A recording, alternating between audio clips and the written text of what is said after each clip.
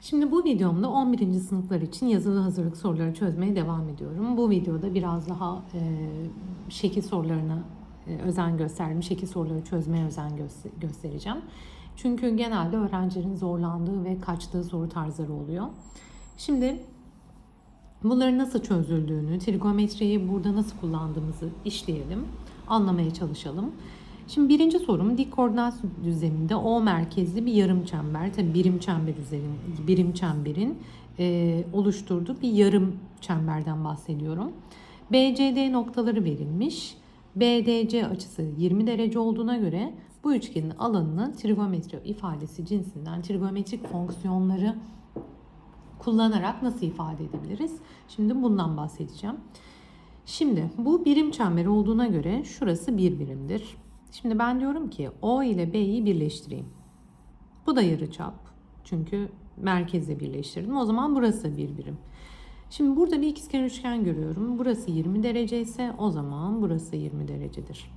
Şimdi şunu biliyoruz üçgende. İki iç açının toplamı üçüncünün dışına verir. Yani şurası 40 derecelik bir açı oluşturur. Buraya kadar tamam. Şimdi alan sorduğuna göre bana yükseklik lazım. O zaman ben yüksekliği nasıl bulabilirim? Şimdi benim bulmam gereken üçgen şu üçgen. Yani ben neyi bulmaya çalışıyorum? BCD üçgeninin alanını bulmaya çalışıyorum. Şimdi birim çember olduğu için burası, yani birim çember dediğim yarım çember tabii ki bu. Yarıçapı bir birim. Bunu belirtmem gerekiyor. Yarıçapı bir birim. Yani soruyu o şekilde hazırladım. Şimdi bu üçgenin alanını bulmak için tabanını biliyorum. Tabanı kaç? 2. Şimdi bana yükseklik lazım. O zaman ben şuradan dik indirebilirim. Ve burada da sinüsü kullanabilirim. Çünkü hipotenüsü biliyorum. Sin 40 neye eşit? Sin 40 eşittir karşı bölü hipotenüs. O zaman yüksekliğim direkt neye eşit oldu? Sinüs 40'a. Tamam, yüksekliği de buldum. O zaman tabanım 2. Yüksekliğim sin 40 bölü 2. İkiler sadeleşir ve alanı bulmuş oldum. Alan neymiş? Sinüs 40'mış. Yani soruları çözerken dikkat etmemiz gereken şey öncelikle verilen ifadeden yola çıkarak neler bulabilirim? Yani o şekilde düşünün. Yani ben bu 20 dereceyi nasıl kullanabilirim? Birim çember olduğuna göre yani yarıçapların bir birim, demek ki taban uzunluğunu biliyorum ve neye ihtiyaç duyuyorum? Yani soruyu çözerken benim ne bulmam gerekiyor? Yükseklik. Yani bu şekilde fikir yürüterek ve şekil geometrik bilgilerinizi de tamamlarsanız çok rahat bir şekilde soruları çözebilirsiniz. Şimdi diğer sorumda yamuk sorusu hazırladım. Şimdi bu yamukta alt tabanla üst taban paralel. Bunu tekrar belirtiyorum. Kenar uzunluklarını verdim. Burada sorduğum soru şu. Tanjant A ile kotanjant B'nin toplamı nedir? Şimdi ben diyorum ki şuradan bir paralel çekebilirim. Yani bu kenara. Şimdi burası 15 ise burası da 15'tir. Bakın burada bir paralel kenar oluştu. O zaman burası 6 ise burası da 6 santimdir. Şimdi tamamı kaçtı? 23. 23'ten 6 çıktı. Kaç kaldı? 17. Tamam. Şimdi tabii ki özel üçgenleri de bilmemiz gerekiyor. Burada bir özel üçgen oluştu. 8, 15, 17 özel üçgeni. O zaman şuraya hemen bir 90'ı koyabilirim. Şimdi tanjant A ne demek tanjant? Bu üçgende tanjantı artık bulabilirim. Çünkü dik üçgeni oluşturdum. Karşı bölü komşu yani 15 bölü 8. Kotanjant B ne demek? Yani B'ye nasıl geçiş yapacağım? Şimdi bunlar paralel olduğuna göre şu B açısı ben bunu buraya taşıyabilirim. Yani şu B açısını alfa diyelim buraya. Bunu buraya taşıyabilirim. Buradan da kotanjant B neye eşit? Yine komşu bölü karşıdan 15 bölü 8. Tamam. Buradan sonrası kaç yapıyor buradan da? 30 bölü 8 sadeleştirirsem 15 bölü 4. Şimdi tekrar edelim. Ne yaptım şimdi? Bir paralel kenar çizdim. Buna bir paralel çizdim. Burası 15 olduğu için burası da 15. 6 olduğu için burası da 6'dır. Tamamını 23 soruda verildiği için 23'ten 6 çıktı, burası 17 kaldı. Hangi özel üçgen var? 8, 15, 17 özel üçgeni. O yüzden burası 90 derecedir. Tanjant karşı bölü komşu. Burayı bulduk. Sonra dedim ki ben bu açıyı buraya taşıyabilirim. Çünkü bunlar paralel. Kotanjant B'de komşu bölü karşı yine aynı şekilde topladık. Yine bir şekil sorusu. Yine dik koordinat düzlemi O merkezli bir birim yarıçaplı çember OD doğru parçasıyla OC doğru parçası dik kesişiyorlar. Sorum şu. AOD üçgenin alanını OCB üçgenin alanının oranını alfa türünden bulun. Şimdi bu da güzel bir soru. Şimdi yine verilenden yola çıkalım. Bana burada alfayı vermiş, tamam. Sonra yarıçapı biliyorum, 1 birim.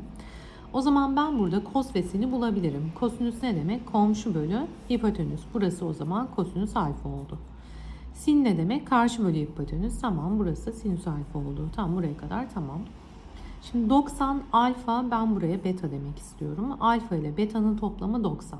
Bakın burası 90 olduğuna göre burası beta ise buraya ne kaldı o zaman? Alfa.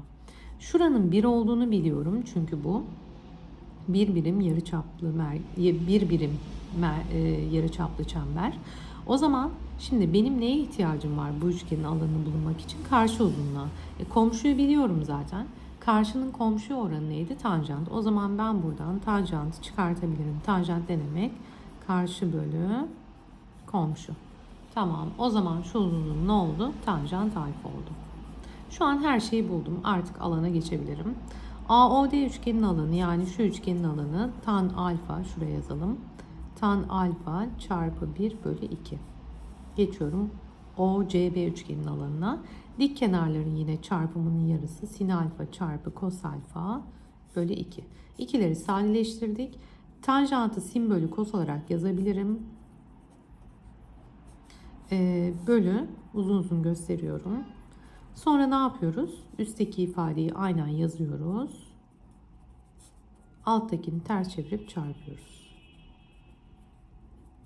Tamam. Sinler sadeleşti. Ne kaldı? 1 bölü kos kare alfa. Böyle de bırakabilirim ama ben 1 bölü kos kare alfanın ne olduğunu biliyorum. Sekant kare alfa diye de yazabiliriz. Umarım anlamışızdır. Şimdi yine test kitaplarında, sorularda karşılaşabileceğiniz, yani çok sık karşılaştığınız soru tarzlarından biri de bu. Burada ne yapacağız? Önce soruyu bir okuyalım. A açısıyla B açısının toplamı pi bölü 4. Hiç girmeyelim 180 bölü 4 olayına. Sin 2A artı 3B eşittir 4 bölü 5 olduğuna göre kotanjant pi artı B açısının değeri nedir? Tamam. Şimdi ne yapabilirim? Öncelikle 2A var burada, 3B var. Ben şimdi 3B'yi 2B artı B diye yazabilir miyim? Şöyle yazabilirim. Şimdi neden böyle yazdım? Şimdi A ile B'nin toplamı pi bölü 4 ya. 2A ile 2B'nin toplamı neye eşit olur? 2A artı 2B, yani hepsini sırayla 2 ile çarptığımızı düşünelim. Neye eşit oldu? Pi bölü 2'ye sadeleştirelim. Tamam. O zaman burası sinüs pi bölü 2 oldu. Artı bir de B açım var.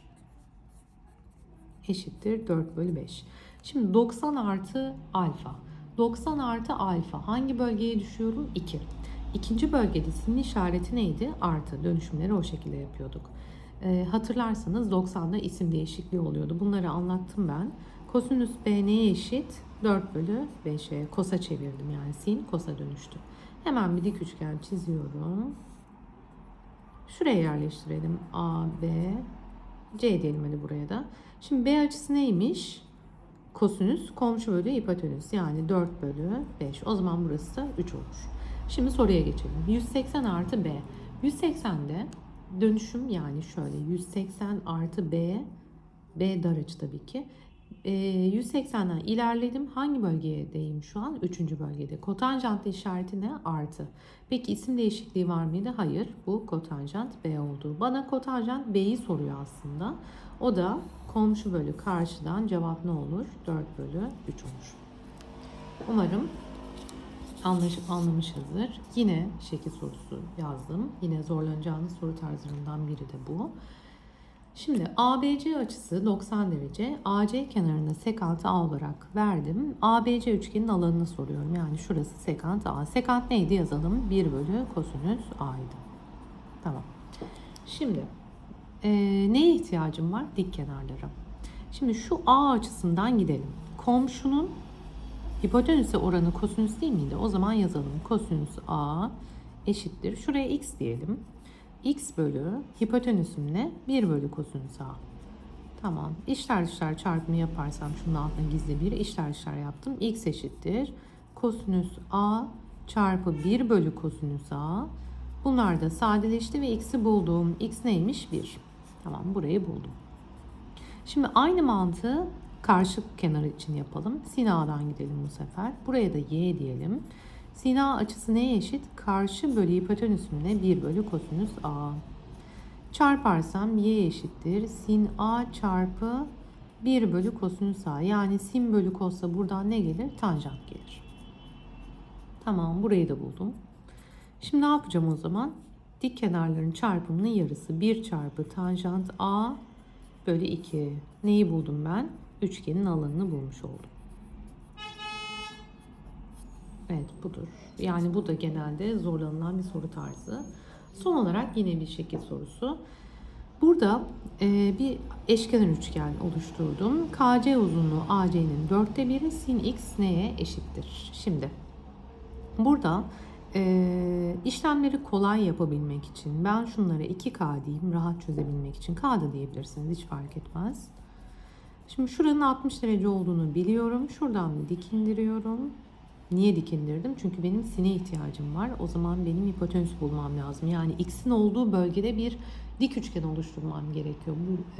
Çünkü sini bulacağım.